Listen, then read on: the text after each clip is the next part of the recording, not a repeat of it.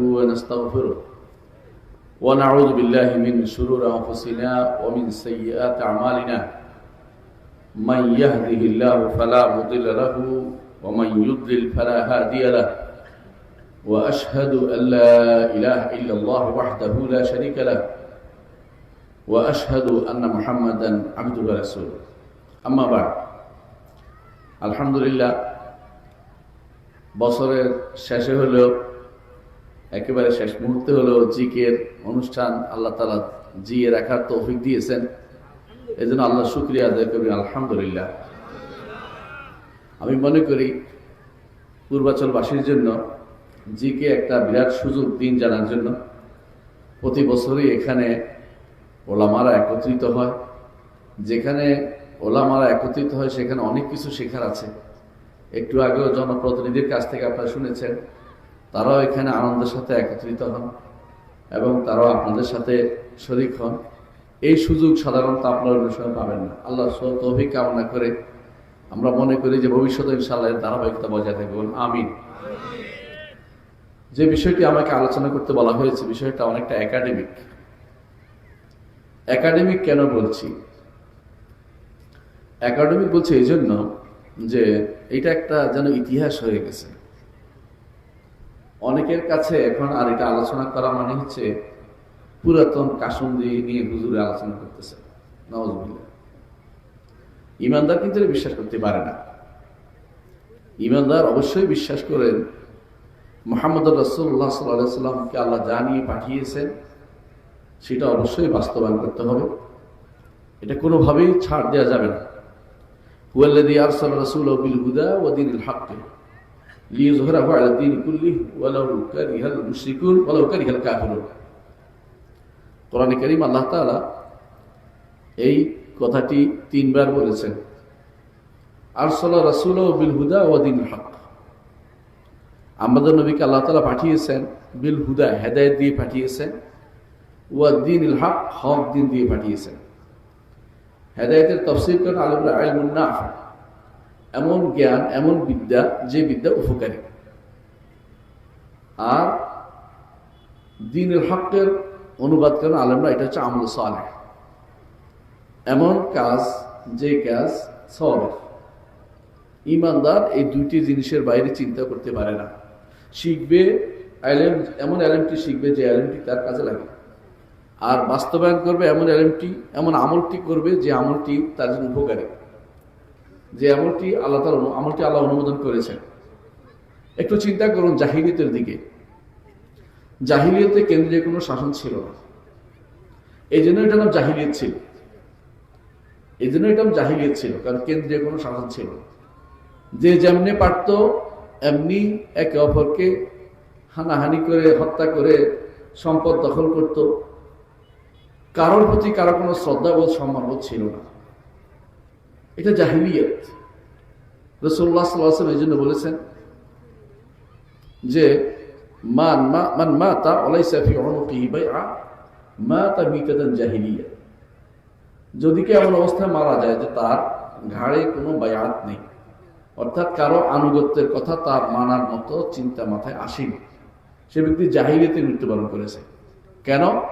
জাহিলি যুগে এই জন্য কেউ কাউকে মানত না। এই জন্য রাষ্ট্র এবং সরকার খুবই গুরুত্বপূর্ণ জিনিস। রাষ্ট্র এবং সরকার খুবই গুরুত্বপূর্ণ জিনিস। কেউ যদি মনে করে যে রাষ্ট্র সরকারের কি প্রয়োজন বা ইসলামকে রাষ্ট্র সরকার নিয়ে এসেছে কিনা সন্দেহ থাকে, তাহলে তার জ্ঞান সম্পর্কে, জ্ঞানের স্বল্পতা সম্পর্কে আমাদের সন্দেহ করার কোনো কারণ নেই। মুহাম্মদ রাসূলুল্লাহ সাল্লাল্লাহু আলাইহি ওয়াসাল্লাম আল্লাহর পক্ষ থেকে প্রেরিত মানুষ ছিলেন এবং আল্লাহর পক্ষ থেকে প্রেরিত হয়ে আল্লাহ তাআলা তাকে আনুগত্য করার কথা আল্লাহ কোরআনে বলে দিয়েছেন বহুবার। 30 বার আল্লাহ তাআলা বলছেন যে রাসূল আনুগত্য করতে। আর রাসূল তিনি একদিকে শাসক, একদিকে রাসূল, একদিকে মুফতি, একদিকে বিচারক, একদিকে তিনি কল্যাণকামী একজন ব্যক্তি। এমন এক ব্যক্তি মুহাম্মদ রাসূলুল্লাহ সাল্লাল্লাহু আলাইহি ওয়াসাল্লাম ছিলেন যার প্রতিটি কর্ম আমাদেরকে বেছে নিতে হয় কোনটা কোন উদ্দেশ্যে তিনি করেছেন, কোন অর্ডার কোন উদ্দেশ্যে দিয়েছেন, আমাদের বেছে নিয়ে সিদ্ধান্ত নিতে হয়। তাহলে রাষ্ট্র অবশ্যই আমাদেরকে প্রতিষ্ঠা থাকতে হবে, রাষ্ট্র প্রতিষ্ঠা করতে হবে। রাষ্ট্র ছাড়া কোনো দেশ চলতে, রাষ্ট্র ছাড়া কোনো মানুষ জনবসত থাকতে পারে না। রাষ্ট্র যেখানে থাকে না, রাষ্ট্রপ্রধান যেখানে থাকে না, শাসন যেখানে থাকে না, সেখানে মানুষ ভালো অবস্থায় থাকে না। আমার এক বন্ধু ছিল, আমি যখন মদিনা ইউনিভার্সিটি পড়ি, সোমালিয়াতে তখন বিপর্যয় শুরু হয়ে যায়।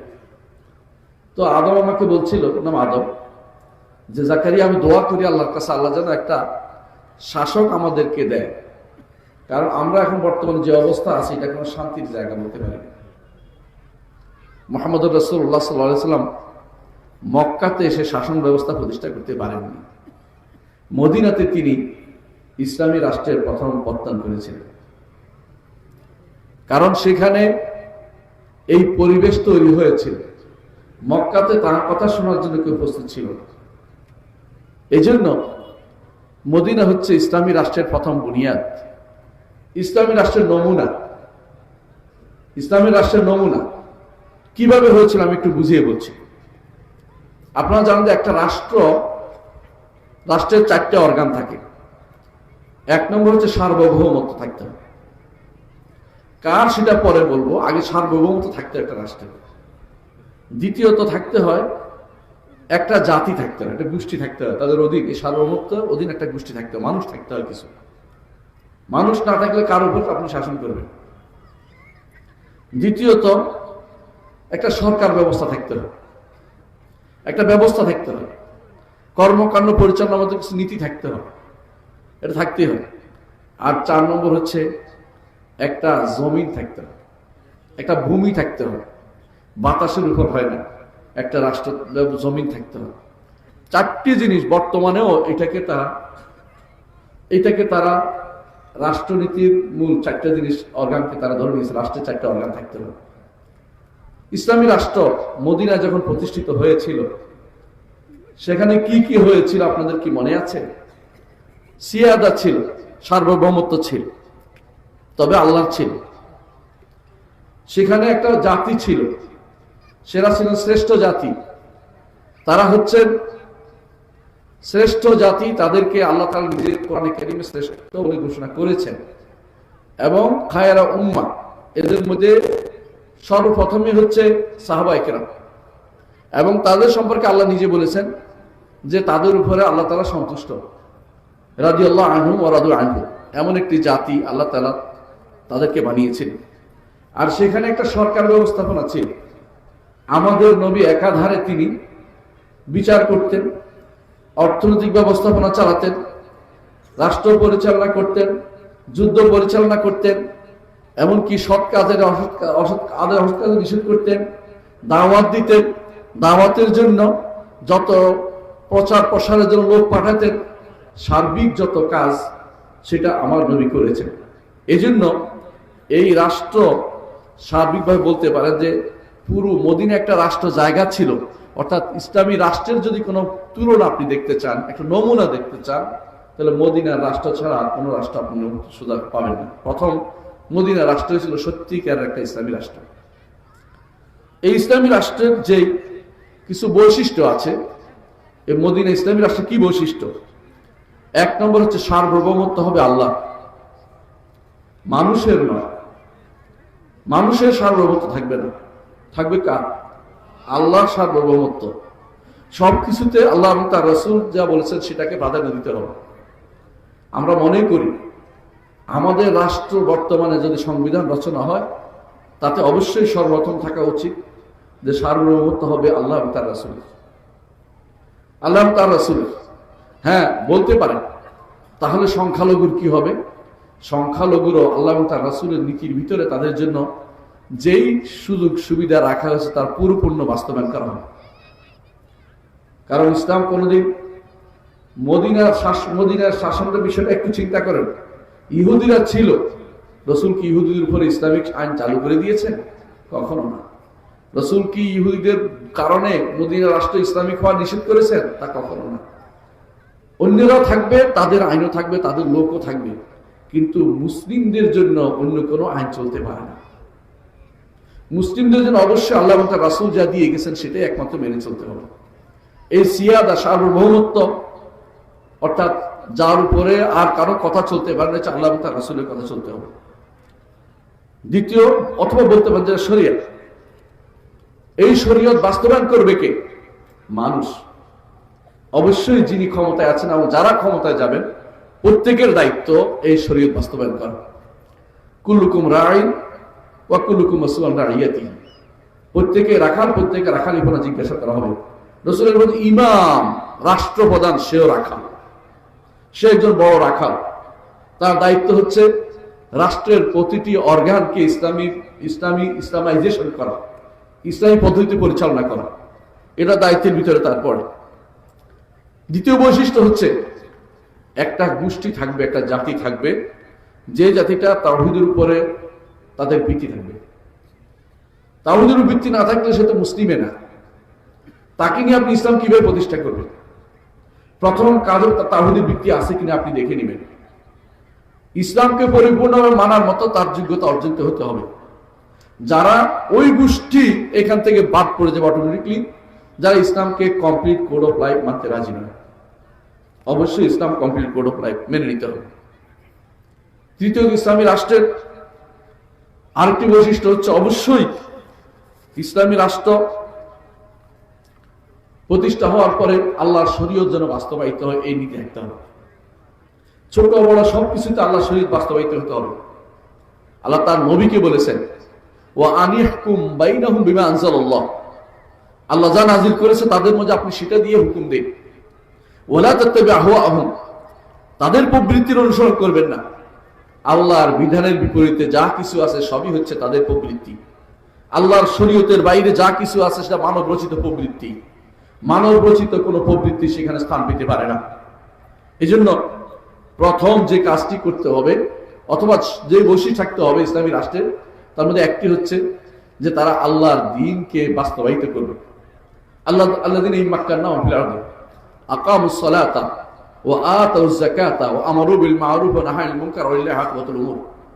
চারটি মৌলিক কথা আল্লাহ বলে দিয়েছেন। একটি হচ্ছে যাদেরকে দুনিয়ার বুকে প্রতিষ্ঠা করলে আকামুস সালাতা, সালাত কায়েম করে, ওয়া আতাউজ যাকাত, যাকাত প্রতিষ্ঠা করে, ওয়া আমারু বিল মা'রুফ ওয়া নাহাউ আনিল মুনকার, সৎ কাজের আদায় দেয়, অসৎ কাজ থেকে নিষেধ করে, ওয়া লিল্লাহি আকিবাতুল উমুর, সকল পরিণতি আল্লাহর কাছেই ফিরে যায়। মানুষ যদি নিজে পরিণতি নির্ধারণ করতে যায় অবশ্যই ভুল করে বসবে। এই জন্য অবশ্যই একটি ইসলামী রাষ্ট্রের জন্য ইসলামী রাষ্ট্রের কি বৈশিষ্ট্য হবে সেটা আমরা একটু বুঝে নিই। এখন প্রশ্ন, ইসলামী রাষ্ট্র কিভাবে, ইসলামী রাষ্ট্র কি উদ্দেশ্য আসলে কি? ইসলামের উদ্দেশ্য দুইটা। কয়টা? দুইটা উদ্দেশ্য। এক নম্বর হচ্ছে যে দ্বীন প্রতিষ্ঠা। এক নম্বর, দ্বীনও বুঝতে হবে কি জিনিস, প্রতিষ্ঠা করা কাকে বলে এটাও বুঝতে হবে।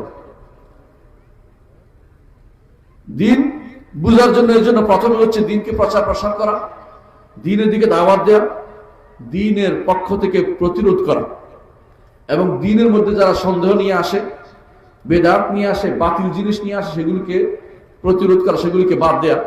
এটা আমার নবী মুহাম্মদ রাসূলুল্লাহ সাল্লাল্লাহু আলাইহি ওয়াসাল্লাম করেছেন, সাহাবায়ে কেরাম করেছেন, খোলাফায়ে রাশিদিন করেছেন, এমনকি বনি উমাইয়ারাও করেছেন।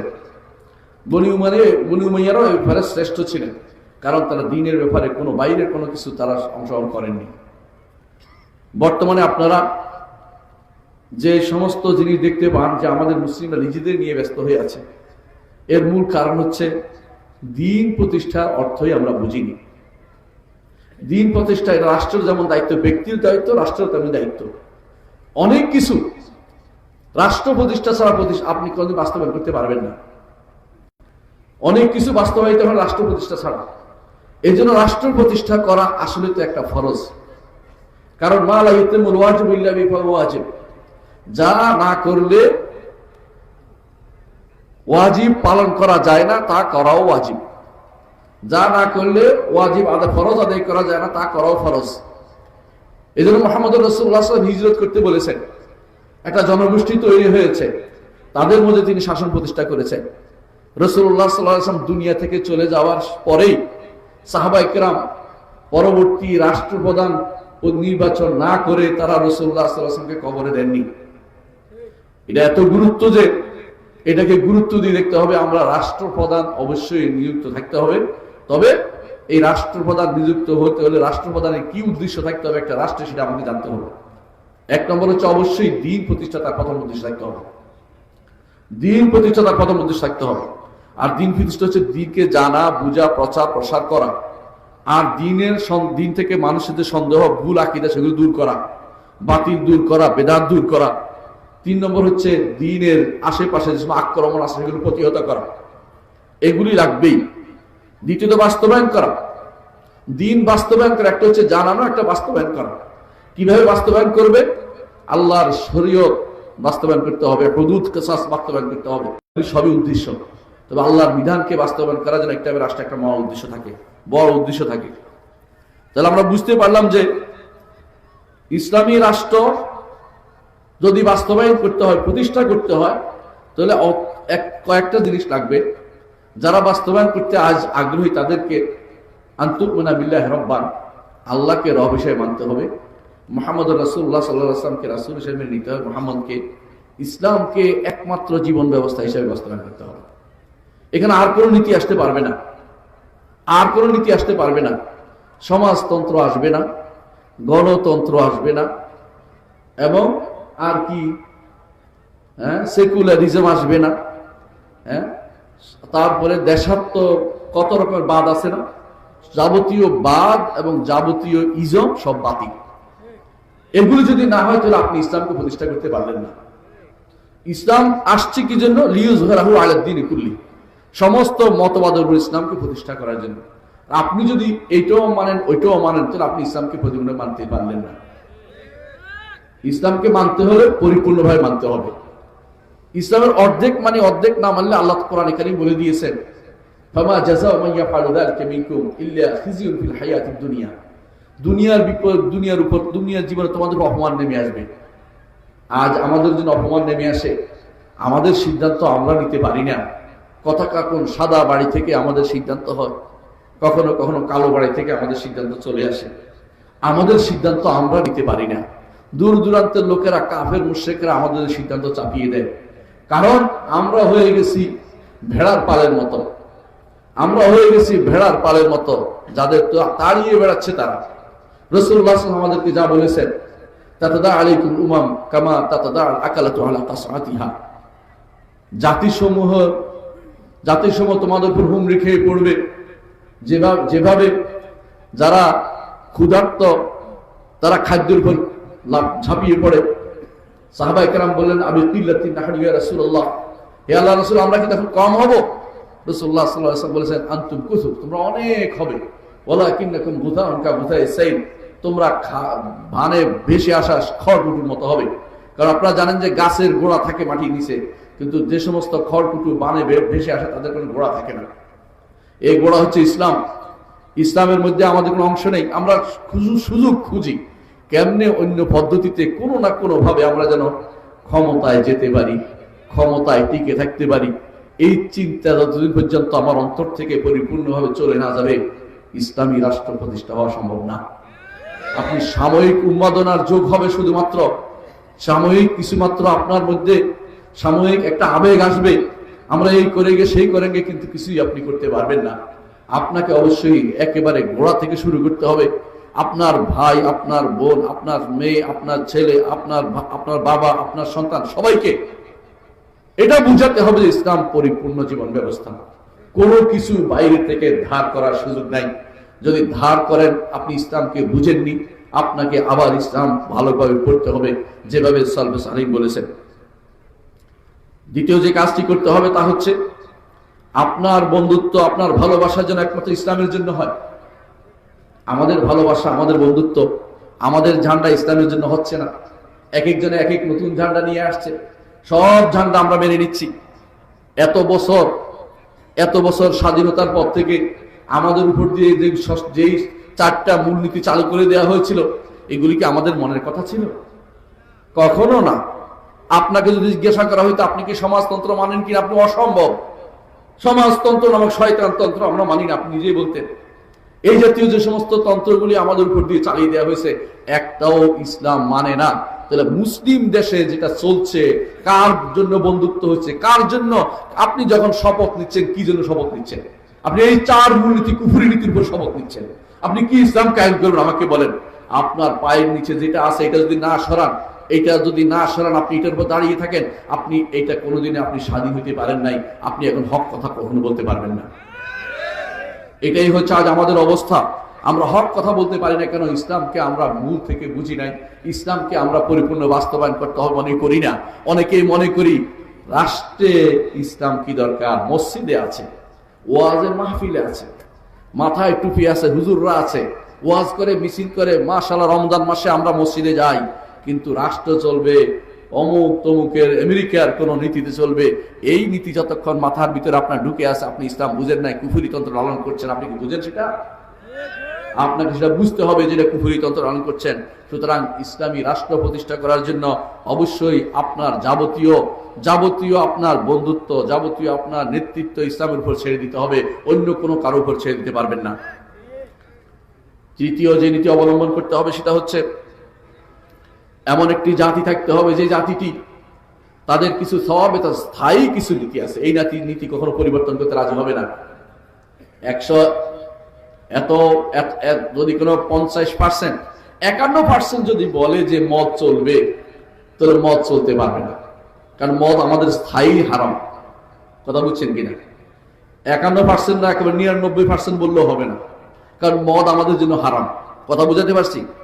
ঠিক একটা উদাহরণ দিচ্ছি, শুধুমাত্র একটা উদাহরণের মদের কথা বলি, ঠিক সুদের কথাই বলেন। একেবারে 99.99 ব্যক্তি, একজন বাদে সবাই বলল। একজন কেন বললাম? উম্মতে মুসলিমা কোনদিন হারামের উপর, সুদের উপর, হারামের উপর ঐক্যমত হবে না, আমার নবী বলে দিয়েছেন। এই জন্য বলছি, যদি 99.99 যদি একমত হয়, তাহলে আপনি কখনো সুদকে হালাল ঘোষণা করবেন না। এটা সওয়াবে স্থায়ী জিনিস। এমন একটি জাতি হবে যে মুহাম্মদুর রাসূলুল্লাহ সাল্লাল্লাহু আলাইহি ওয়াসাল্লাম যেভাবে বলেছেন, যখন বলছে মদকে হারাম করা হয়েছে ঢেলে দিয়েছে, যখন বলছে সুদ হারাম করা হয়েছে আব্বাস হাজুর মেরে নিয়েছে, বলছে আমার প্রথম সুদ হারাম করা হলো আমার পরিবার থেকে, আব্বাস রাদিয়াল্লাহু আনহুর আব্বাসের প্রথম সুদ আমি মওকুফ করে দিলাম। রাসূলুল্লাহ সাল্লাল্লাহু আলাইহি ওয়াসাল্লাম সেটা করেছেন, কেউ সেটার বিকল্প কথা বলেনি। এরকম একটি গোষ্ঠী, ঈমানদার একটি গোষ্ঠীকে আপনি তৈরি করতে হবে ইসলামী রাষ্ট্র প্রতিষ্ঠা করার জন্য। দ্বিতীয়, যেখানে পরিবর্তনশীল জায়গা সেখানে শুধু পরামর্শ চলে, সব জায়গাতে পরামর্শ চলে না, সব জায়গাতে পরামর্শ হবে না। কথা বুঝাতে পারছি? আমরুহুম শুরা বাইনাহুম কথা বলে পরামর্শ চলবে, কিন্তু সংসদের যে নীতি আপনি অবলম্বন করেছেন, এই নীতির মাধ্যমে ইসলাম কখনো প্রতিষ্ঠা হবে না। কেন বলি বলেন? সংসদে এখন যাদেরকে আপনি নিচ্ছেন, তাদের সেই শর্ত কি পূরণ হয়েছে? 1 নম্বর শর্ত বিল ইজমা, সংসদের সদস্যগুলি মুসলিম হইতে হবে। সংসদ বলে আর আহলে শুরা বলেন, পরামর্শ সবার এক মুসলিম হতেই হবে। 2 নম্বর, তারা অবশ্যই পুরুষ হতে হবে। এই 2টি শর্তের কথাই বললাম, বাকিগুলি বললাম না।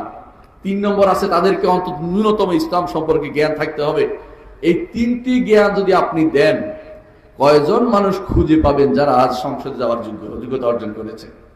যারা ইসলামের কথা বলে তাদের মধ্যেই দেখি অনেকে নারীকে ক্ষমতায় বসানোর জন্য ব্যস্ত হয়ে পড়ে, আবার তাদের মধ্যে অনেকে নারীকে ভাইস চেয়ারম্যান বানাচ্ছে, তাদের মধ্যে অনেকে নারী সংসদে নারীর একটা অংশ পাঠানোর জন্য ব্যস্ত হয়ে পড়েছে। এটা ইসলাম কখনো অনুমোদন করে না। নারীর জায়গা কখনো রাষ্ট্রপ্রধানও নারী হইতে পারে না এবং সংসদ সদস্য নারী হইতে পারে না। প্রমাণ দিচ্ছি, মুহাম্মদুর রাসূলুল্লাহ সাল্লাল্লাহু আলাইহি ওয়াসাল্লাম দুনিয়া থেকে চলে গেছেন, তার সবচেয়ে বেশি জ্ঞানী স্ত্রী হলেন আয়েশা রাদিয়াল্লাহু আনহা, কিন্তু মুহাম্মদুর রাসূলুল্লাহ সাল্লাল্লাহু আলাইহি ওয়াসাল্লামের খলিফাগণ আবু বকর, ওমর, ওসমান, আলী কেউ তাদের সংসদে তাদের পরামর্শ সভায় আয়েশা রাদিয়াল্লাহু আনহার জায়গা দেননি। তারা বরং যখন প্রয়োজন হয়েছে দল বেঁধে গিয়ে তার কাছে অথবা একান্তে গিয়ে তার কাছে শুনে এসেছেন যে এই বিধানটা কি, কিন্তু নারীদেরকে ঘর থেকে বের করে এই পদ্ধতি নিয়ে আসা ইসলাম কোনো অনুমোদন করে না। আপনারা এখন ভয়ে বলতে পারবেন না, এটা বললে আন্তর্জাতিক যে সমস্ত জিনিসের চুক্তি করে এসেছেন, সেখানে দেশকে এর আগে বিক্রি করে দিয়ে এসেছেন। সিডাও নামক তথাকথিত কুফরি যে সমস্ত চুক্তি করে আসছেন, তাতে নারী পুরুষ সমতার উপর চুক্তি করে আসছে, আর কথাই বলতে পারবেন না। এরকম শতটা 151টা আপনার দস্তখত করেছেন, যেগুলি ইসলাম বিরোধী। এই চুক্তিগুলি ইন্টারন্যাশনাল ট্রিটিতে আপনি দস্তখত করে আসছেন। আমি জানি কেন, আমি এই সমস্ত জিনিস পড়ে বুঝছি এবং ইন্টারন্যাশনাল বিভিন্ন জায়গা দেখছি যে বাংলাদেশ সবচেয়ে খারাপ অবস্থানে আছে। অনেক কিছু সৌদি আরব দস্তখত করে নাই, ইরানও করে নাই, অথবা আফগানিস্তানও করে নাই, কিন্তু আপনি সবার আগে দস্তখত করে আসছেন কেন?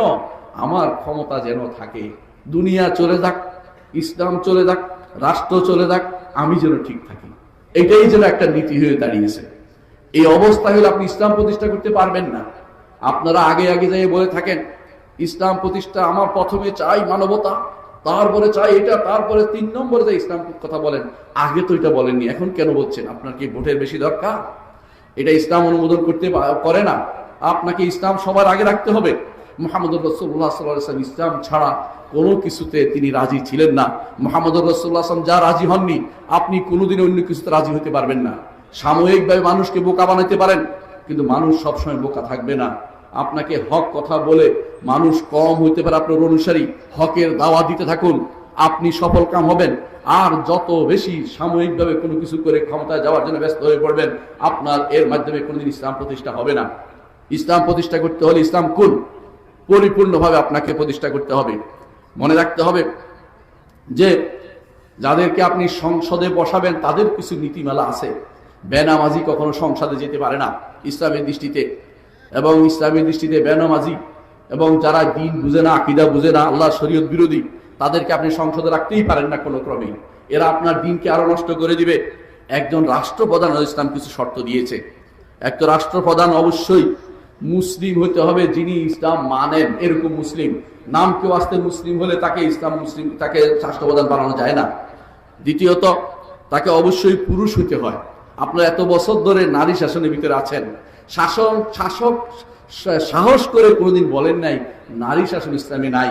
বরং কেউ কেউ দুর্ভাগ্যের বশত কেউ এরকম টকশোতে বলে বসেছে নারী শাসনের বিষয়টি আবার আলেমরা যেন পুনরায় দেখে। কি দেখবে আলেমরা? শাশ্বত জায়গাতে কোনো পরিবর্তন হয় না। পরিবর্তন হয় এই রাস্তা কোন দিকে যাবে সেটা আলোচনা হইতে পারে যে আমরা ট্রাফিকের জন্য যে ব্যক্তি অন্যায় করবে তার জন্য কত টাকা শাস্তি নির্ধারণ করবে, সেটা হইতে পারে। কিন্তু আল্লাহর যে সমস্ত বিধান নির্ধারিত আছে, আল্লাহর যে সমস্ত নীতি নির্ধারিত আছে, সেখানে কোনো পরিবর্তন ইসলাম অনুমোদন করে না। সুতরাং ইসলামী রাষ্ট্র প্রতিষ্ঠা হতে হলে আপনাকে অবশ্যই আগে ইসলামকে বুঝতে হবে, ইসলামকে মানুষের ঘরে পৌঁছাতে হবে, আকীদা ও বিশ্বাসকে ঠিক করতে হবে, ইসলামের নীতিগুলিকে বাস্তবায়ন করতে হবে। মনে রাখবেন, ইসলামের রাষ্ট্র প্রতিষ্ঠা হওয়ার জন্য যেই নীতিগুলো বাস্তবায়িত হয়েছে, একটা শাসক কিভাবে হয়েছে এটা আগে দেখেন। মুহাম্মদুর রাসূলুল্লাহ সাল্লাল্লাহু আলাইহি ওয়াসাল্লাম তিনি তো শাসক হয়েছেন, তাকে কিভাবে কেউ কি নির্বাচন করেছে? তাকে কি কেউ কোনদিন ভোটে দাঁড় করাইয়েছে?